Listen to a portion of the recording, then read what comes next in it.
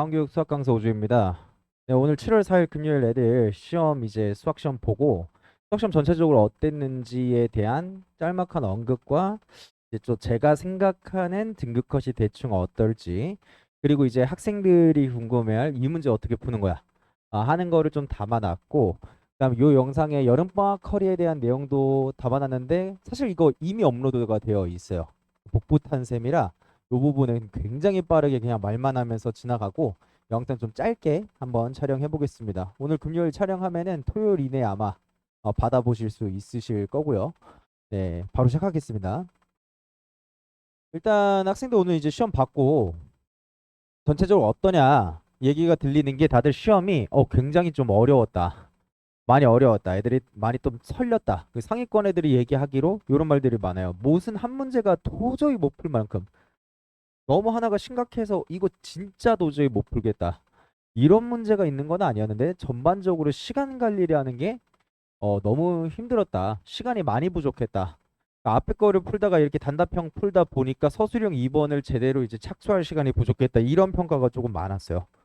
그래서 전반적으로 아이들이 수학이 많이 어려웠다. 이렇게 평가하는 시험이었던 게 맞습니다. 자, 그리고 제가 생각하는 등급 컷은 그냥 처음에 시작부터 얘기를 할게요. 제 생각에는 일단 좀 근거를 깔고 얘기를 하겠습니다. 일단 중간고사 때 아이들 요 정도 난이도에 어떤 점수를 나오는지 또 봤고 이번 걸 봤을 때 단답형 2번, 단답형 4번 뭐 많이 틀렸을 건데 요 두 개만 합해도 11점이에요. 단답형 3번도 분명히 난이도가 조금 있긴 한데 근데 이거는 그냥 정수를 그냥 바로 찾아서 푸는 경우가 워낙에 많았을 거라고 생각을 해서 이걸 뺀다 생각하고 이제 서술형 2번에 관해서 이제 점수를 좀 확실히 못 얻어낸다는 거 하는 케이스 이렇게 좀 있을 거라고 생각을 해요. 그 객관식 6번에서 좀 막혀하는 경우도 생각보다 많았고 해서 제 생각에는 이번 10% 커트가 70초 그리고 중반 요 사이에서 형성되지 않을까 조심스럽게 생각해 봅니다. 합산에 대한 거는 조금 말을 아끼려고요. 합산은 정말 예측이 안 가는 영역이라 아마 기말고사 끝나고 나서 이제 기말고사만의 이제 등수를 저는 이제 그 예측을 했을 때 10%가 대충 70초에서 중반 이렇게 되지 않을까 이게 조심스럽게 생각 추측을 한번 해봅니다. 자, 그러면 이제 문항들로 바로 들어가 볼 건데요. 오늘 굉장히 영상이 짧을 거예요. 일단 문항 출처인데 제가 최대한 좀 이렇게 한다고 했는데 이게 양쪽을 동시에 보여주려다 보니까 크기가 좀 작아요. 근데 이게 녹화 영상으로 유튜브로 보실 거라 어차피 이 문항이 진짜 어디 거냐 궁금하시면 스페이스바를 누르고 보실 수가 있기 때문에 좀 보여드리면서 한 3초가 멈췄다가 넘어가는 형태로 보여드릴게요. 뭐 4번. 현재 6번인데 저는 근데 애들이 여기서 막히면 안 된다고 생각을 하는 게 이 올림포스 고난도에 있는 거란 말이죠. 학교 부교재인데 근데 이번에 이런 케이스가 좀 있었던 것 같아요. 뭐냐면 중간고사 때 부교재의 영향력이 사실상 크진 않았어요. 그러다 보니까 이번 부교재에 그렇다고 막 특출나게 어려운 문제가 또 있는 것도 아니었는데 그렇다고 해도 한 번씩 풀고 이런 거 빠르게 풀고 푸는 거 정리하는 거는 당연히 전제가 되어야 하는 건데 그냥 아예 안 봐버린다든가 하면 이런 문제에서 좀 아쉽지 않았을까 싶습니다. 부교재에서 나왔던 거 거기서 이제 A의 8까지였으면 여기는 이제 12까지 해서 그냥 더하는 거라 사실상 크게 달라진 게 없습니다. 그리고 12제곱까지 해서 그냥 행렬 계산하는 거였거든요. 네, 어쨌든 이거 올림포스 고난도였다는 거 아이들이 비교적 많이 막혀있던 6번 그리고 뭐 7번의 출처 사실상 좀 섞여 있다고 볼 수 있어요. 올림포스 고난도랑 고난도에 있는 어떤 발문과 다른 거랑 상황이 섞여 있는데 뭐 근데 사실 분석할 만큼 난이도가 있는 문제는 아닙니다.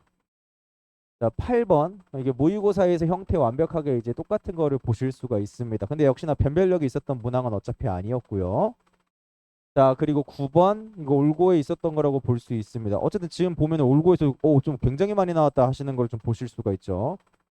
그다음에 여기 10번인데 모의고사 중에 하나인데 이것도 역시나 뭐 변별력 있는 그런 문제는 아닙니다. 뭐 아직까지는 자 이제 12번인데 요게 약간 의외였던 게 요거 어쨌든 작년에 쓰였거든요. 요 모의고사에 나온 게. 근데 이 주제가 지금 한 번 더 반복됐다라고 보실 수 있을 것 같아요. 그래서 이제 뭐 객관식 12번 정도로 냈다고 보고 아이들이 이제 이거는 뭐 보인고 기출로도 다뤄봤을 주제니까 크게 어렵지는 않지 않았을까 이렇게 생각을 합니다.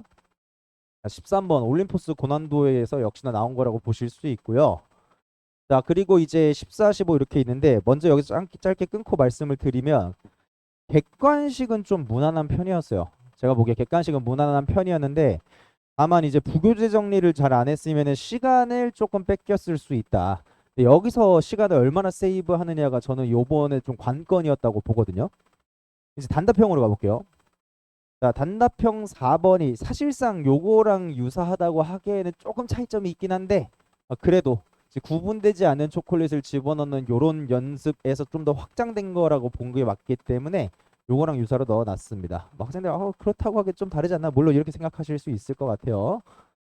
자, 그리고 서술형 1번.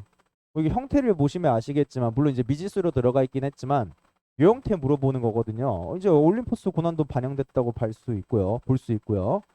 네, 마지막 서술형 2번인데 가장 최근 3월에 본 고위 모의고사에서 이게 이번 고위 꽤 많이 쓰인 것 같아요.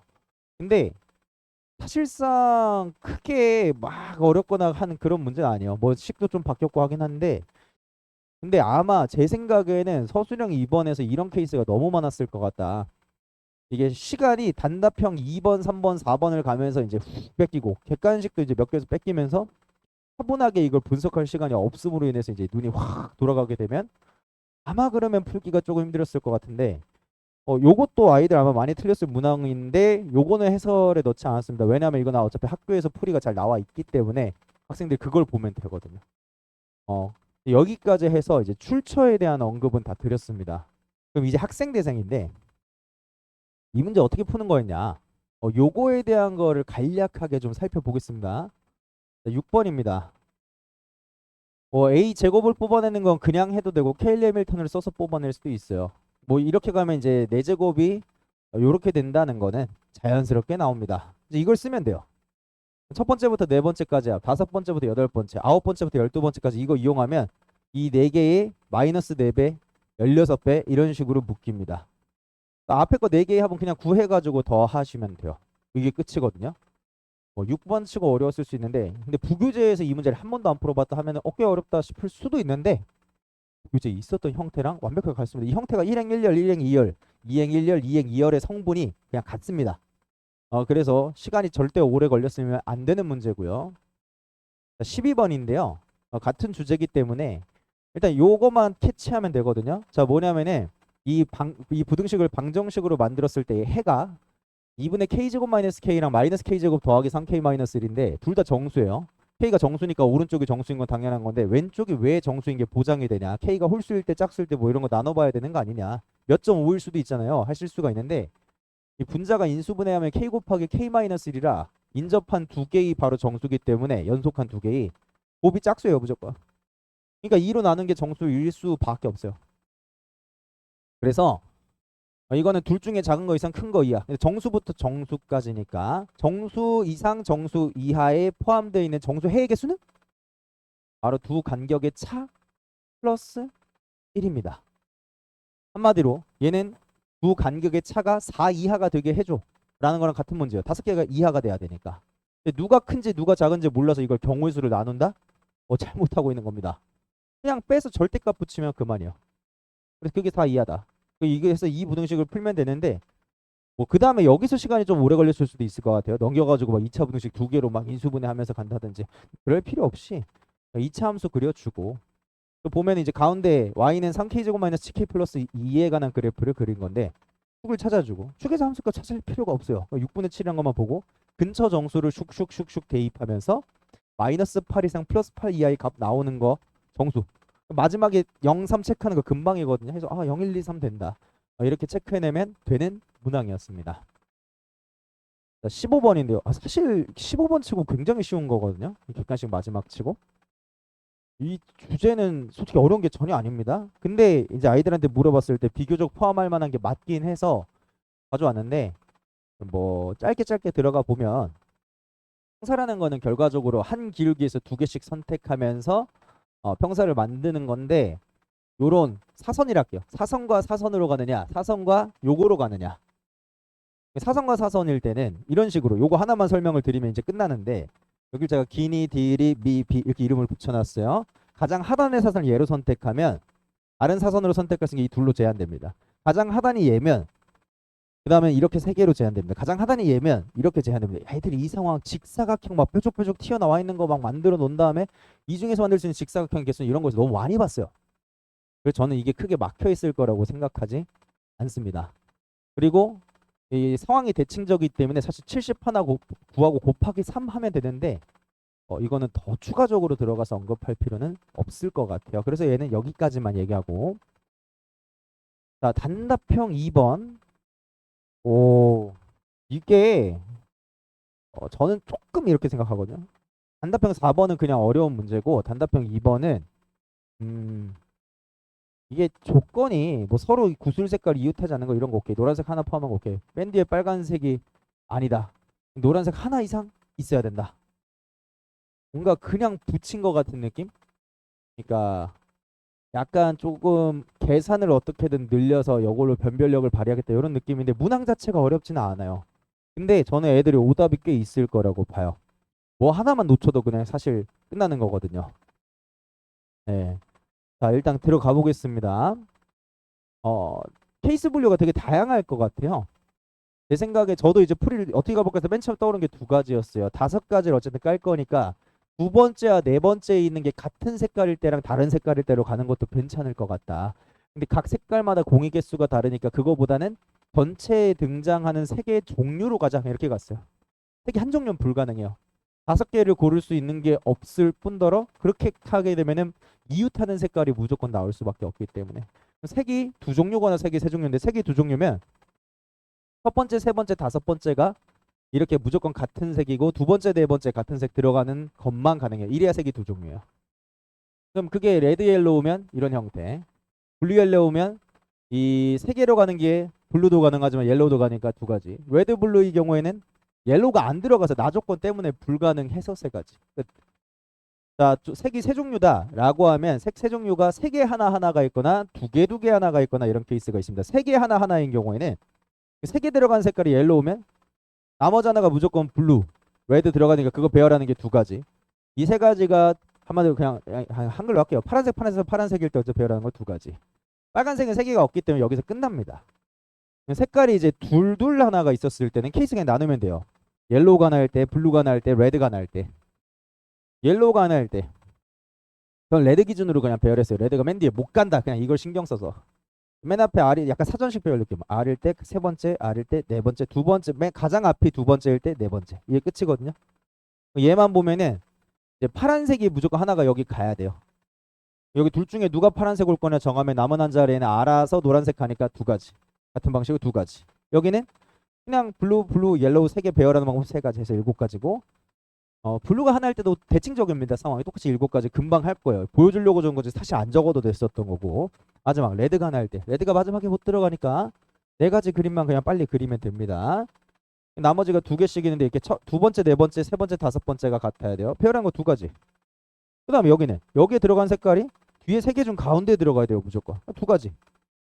얘는 여기 블루 옐로우 하나하나씩 들어간 거 배열해주고 여기도 배열해주고 네 가지. 마지막 얘는 이거랑 상황이 같죠. 또 두 가지. 합해서 10가지. 해서 다 더하면 31가지. 이렇게 나오는 것을 확인할 수 있겠습니다.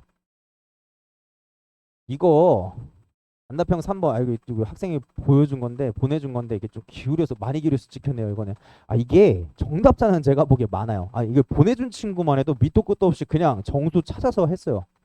제가 보기 이렇게 맞을 때 되게 많을 거야. 그러니까 어디에서도 XYZ가 정수란 말이 없는데 이 세 가지를 보고 그냥 3과 마이너스 1과 1이면 되는데 해서 했으면은 진짜 몇 초 컷 해버리고 진짜 의도한 풀이가 아닐 텐데 그냥 일단 맞추고 넘어가는 거예요. 근데 이게 시험 때 안 보일 수 있단 말이죠. 이게 뭐 권장하는 그런 풀이도 아니고 사실은 아마 이렇게 맞추는 경우가 많지 않았을까. 저 이거 좀 그거 안 보였으면 많이 틀렸을 거라고 보는 게 이게 말이 연립방정식이지 사실 그냥 순수 중간고사 범위의 문제라고 볼 수 있거든요. 물론 그게 나오면 안 되는 건 아니지만 그렇기 때문에 학생이 원래 의도에 맞게 하는 게 제가 보기엔 좀 안 보일 수 있겠는데 라고 생각을 해요. 요거도 그래서 애들 커트를 좀 낮추는 문제가 아닐까 생각을 하고 의도는 되게 간단해요. 사실은 매니아 거 그대로 쓰고 두 번째 첫 번째 연립해서 세 문자 중에 두 개씩 곱한 거의 합을 얻어내요. 그다음에 이제 마지막 게 인수분해 단원에서 알다시피 x세제곱 y세제곱 z세제곱의 합에서 3x y z를 빼준 것이 x 더하기 y 더하기 z 곱하기 x 제곱 더하기 y 제곱 더하기 z 제곱 마이너스 xy 마이너스 yz 마이너스 zx와 같다. 쓰면 세 개의 곱이 나와요. 그럼 x, y, z의 합, 두 개씩 곱한 거의 합, 세 개의 곱을 아니까 x, y, z를 근으로 갖는 새로운 3차 방정식을 만드는 거예요. 최고차 함계수 1로 해서 인수분해가 됩니다. 마일 1, 3이 나와요. 기순하면 x, y, z가 그냥 다 도출이 된 거예요. 끝입니다.